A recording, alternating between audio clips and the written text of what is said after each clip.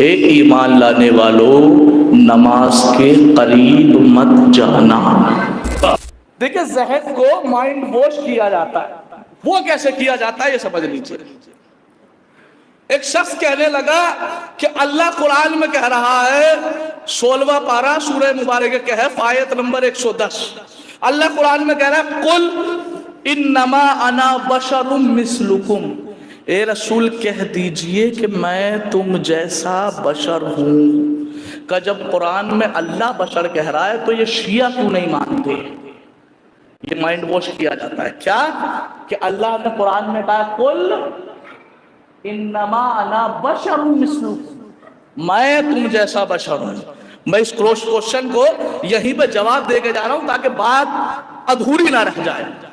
بلکہ ٹھیک ہے مولوی صاحب آپ کی بات میں نے مان لی، لیکن میں ایک آیت پڑھنا چاہ رہا ہوں۔ حافظ صاحب نے کہا چلیے پڑھیے، میں نے پڑھی بسم اللہ الرحمن الرحیم یا ایہا الذین آمنوا لا تقربوا الصلاۃ، اے ایمان لانے والو نماز کے قریب مت جانا۔ قرآن ہے، اپنے بات سے نہیں پڑھی میں نے، قرآن میں لکھا ہے اے مومنو نماز کے قریب مت جانا۔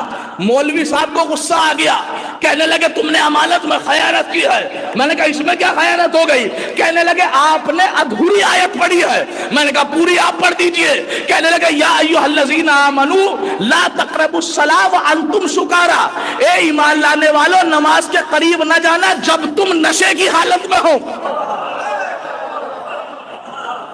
اے ایمان لانے والو نماز کے قریب مت جانا جب تم نشے کی حالت میں ہو۔ اور میں نے کہا مفتی صاحب آپ کون سی امانت میں خیانت نہیں کر رہے، آپ بھی لوگوں کو ورغلا رہے، ادھوری آیت پڑھ کے کہنے لگے کیا؟ میں نے کہا آپ کہتے ہیں قرآن میں لکھا قل انما انا بشر مثلکم، اے رسول کہہ دیجئے کہ میں تم جیسا بشر ہوں۔ آگے ہے یوحا الیہ، کہ میں دکھنے میں تم جیسا بشر ہوں لیکن میرے اوپر جبریل وحی لے کے آتا ہے۔ جبریل وحی لے کے آتا ہے۔ تو مسلمانوں نے آج تک اصل میں نبی ہی کو نہیں سمجھا۔ ابھی ایک آیت نہیں، اگر میں 1000 آیتیں بھی پڑھتا رہوں قرآن مجید کی تو یہی ثابت کروں گا کہ ہم اور ہیں نبی اور ہے۔